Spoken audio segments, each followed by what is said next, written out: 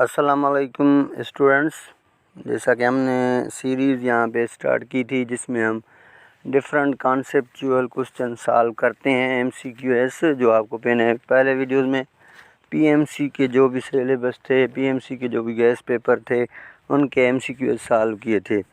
अभी हम different videos के थ्रू आपको ये इन्फॉर्मेशन दे रहे हैं और सिर्फ MCQS सॉल्व तो नहीं कर रहे, लेकिन उसके साथ साथ रीज़न के थ्रू भी आपको बता रहे हैं। तो आज मैंने एक और न्यू कॉन्सेप्चुअल वीडियो बनाया है जो ऑर्डर ऑफ रिएक्शन पे है और वहाँ से डिफरेंट MCQS आते हैं। तो आज के वीडियो का पहला क्वेश्चन हम स्टार्ट करते हैं कि for reaction whose rate expression is R = K A power 1/2 है एंड B पावर 3/2 है। The order of reaction would be. अभी एक रिएक्शन है जिसके ऊपर A में 1/2 पावर है और B में 3/2 पावर है, तो इस रिएक्शन का ऑर्डर क्या होगा। तो देखें, सबसे पहले तो हमने पढ़ा था कि 3 ऑर्डर केमिस्ट्री में मैक्सिमम ऑर्डर 3 होते हैं और कम से कम ऑर्डर हमारा 0 है और मैक्सिमम क्या है 3 है। तो 0 order, first order, second order and third order. तो अभी हमसे ये क्वेश्चन कर रहा है, तो अभी इसका करेक्ट ऑप्शन है ये सेकंड ऑर्डर रिएक्शन है। अभी देखिए, हम प्रूव करेंगे कि जब कोएफिशिएंट के ऊपर या किसी भी रिएक्टेंट के ऊपर पावर 1/2 और 3/2 आएगा तो वो सेकंड ऑर्डर कैसे होगा। तो अभी देखें, सॉल्यूशन करते हैं। आप लिखेंगे 1/2 + 3/2, तो 1 + 3 = 4। आपके पास 2 का LCM 2 ही होगा, तो 4/2 आंसर कितना आ जाएगा 2। इसका मतलब है this is the second order reaction. तो इसी तरह से MCQS का करेक्ट ऑप्शन है ये आपके पास सेकंड ऑर्डर रिएक्शन है। उसके पास बात देखें, दूसरा हमारे पास जो रिएक्शन है वो ये है कि 2NO + O2। जब 2 मॉलिक्यूल नाइट्रोजन मोनोऑक्साइड के ऑक्सीजन के साथ रिएक्शन करते हैं तो वो 2NO2 बनाते हैं। ये करा कि it is the first order reaction, ये एक फर्स्ट ऑर्डर रिएक्शन है। अगर वॉल्यूम जिस कंटेनर में ये रिएक्शन हो रहा है उस कंटेनर का वॉल्यूम हम रेड्यूस करें 1/3 टाइम, तो रेट ऑफ रिएक्शन पे कौन सा इफेक्ट पड़ेगा। तो एक कंटेनर है, उसमें ये रिएक्शन हो रहा है, सडनली हमने क्या कर दिया, इस कंटेनर का वॉल्यूम रेड्यूस किया 1/3 टाइम, तो क्या रेट ऑफ रिएक्शन पे कोई इफेक्ट होगा, कितने टाइम इंक्रीज़ होगा या डिक्रीज़ होगा। तो A है 1/3 टाइम, B है 3 टाइम। तो इसका करेक्ट आंसर है कि अगर आप किसी भी रिएक्शन का वॉल्यूम 1/3 टाइम डिक्रीज़ करेंगे, तो रेड्यूस करेंगे या डिक्रीज़ करेंगे, तो आपका रिएक्शन 3 टाइम इंक्रीज़ होगा। कैसे होगा, अभी देखिए हम इसको सॉल्यूशन करते हैं। तो आपने पढ़ा है concentration is inversely proportional to volume. तो कंसंट्रेशन आपका वॉल्यूम कितना रेड्यूस किया 1/3, तो 1 में कैंसिल होगा, तो कंसंट्रेशन 3 टाइम इंक्रीज़ होगा। अगर आप वॉल्यूम को 1/3 टाइम डिक्रीज़ करेंगे तो कंसंट्रेशन 3 टाइम इंक्रीज़। जब कंसंट्रेशन 3 टाइम इंक्रीज़ होगा तो रेट ऑफ रिएक्शन भी 3 टाइम इंक्रीज़ होगा, क्योंकि rate of reaction directly proportional to the concentration. उसके बाद हमारे पास जो थर्ड क्वेश्चन है उसमें ये कह रहा है कि in a reaction the concentration of reactant increase 2 time and 3 time. एक रिएक्शन है, उसमें 2 रिएक्टेंट हैं। एक रिएक्टेंट की कंसंट्रेशन हमने 2 टाइम इंक्रीज़ की है और दूसरे की कंसंट्रेशन हमने 3 टाइम इंक्रीज़ की है।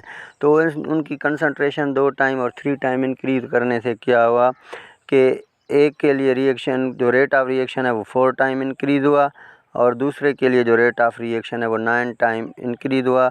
तो इन दोनों का ऑर्डर क्या होगा कि देखें, फॉर एग्ज़ाम्पल आपके पास एक रिएक्शन है A + B, प्रोडक्ट बना रहे हैं C। तो कह रहा है कि A की कंसंट्रेशन मैंने डबल की तो rate of reaction 4 time increase हुई, और B की कंसंट्रेशन जब हमने डबल की तो उसकी जो रेट ऑफ रिएक्शन है वो 9 टाइम इंक्रीज़ हुई। तो इसका मतलब हुआ कि इनका ऑर्डर क्या है। पहली बात, A सेकंड ऑर्डर रिएक्शन, तो इसका मतलब है ये सेकंड ऑर्डर रिएक्शन है। अभी देखें, ये सेकंड ऑर्डर रिएक्शन कैसे है कि अगर आप A की कंसंट्रेशन 2 टाइम क्या करेंगे, इंक्रीज़ करेंगे, तो सेकंड ऑर्डर में उसके ऊपर पावर 2 आएगा ना, तो 2 × 2 रिएक्शन हो जाएगा 4 टाइम। और B की कंसंट्रेशन आपने 3 टाइम इंक्रीज़ की फॉर एग्जांपल 3 टाइम इंक्रीज़ की तो बी सेकंड ऑर्डर है, क्योंकि उसके ऊपर पावर 2 है, तो पावर 2 है तो 3 मल्टीप्लाई बाय 3 आपका रिएक्शन इंक्रीज़ हो जाएगा 9 टाइम। तो ऐसे डिफरेंट MCQs आते रहते हैं जिनमें आपसे पूछा जाएगा कि ए की कंसंट्रेशन डबल की, फिर पी की कंसंट्रेशन डबल की, तो इससे क्या चेंज आएंगी। तो इसी तरह हमारे पास देखें केमिस्ट्री में डिफरेंट ऑर्डर होते हैं, first order, second order, third order और ज़ीरो ऑर्डर रिएक्शन। और आपको ये भी बता दूं, ज़ीरो ऑर्डर रिएक्शन ऐसे रिएक्शन को कहा जाता है जिनमें रेट ऑफ रिएक्शन जो है वो रिएक्टेंट की कंसंट्रेशन पे डिपेंड नहीं करता।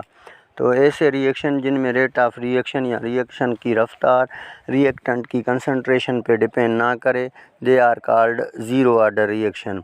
अभी देखें एक बात यहाँ पे याद कर लें, जो भी फोटोकेमिकल रिएक्शन है, फोटोकेमिकल रिएक्शन हम उन रिएक्शन को कहते हैं जिनमें हम कहेंगे वो रिएक्शन लाइट की प्रेजेंस में होते हैं।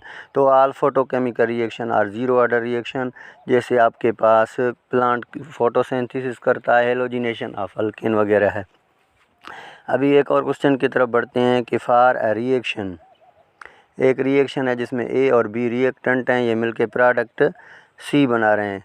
अभी कहता है कि if we double the concentration of A the rate of reaction increase 8 time. अगर हम एक की कंसंट्रेशन डबल करते हैं तो rate of reaction 8 time increase होता है। अगर, और दूसरी बात करा कि if we double the concentration of B, अगर हम बी की भी कंसंट्रेशन डबल करते हैं तो रेट ऑफ रिएक्शन जो है कह रहा है कि रेट ऑफ रिएक्शन क्या रहता है, वो रिमेन सेम। तो ए की रिएक्टेंट है बी, ए के लिए आपने रेट ऑफ रिएक्शन डबल किया तो 8 time rate of reaction increase हुआ। ए की कंसंट्रेशन डबल करने से रेट ऑफ रिएक्शन 8 टाइम, जबकि बी की कंसंट्रेशन डबल करने से rate of reaction remain same.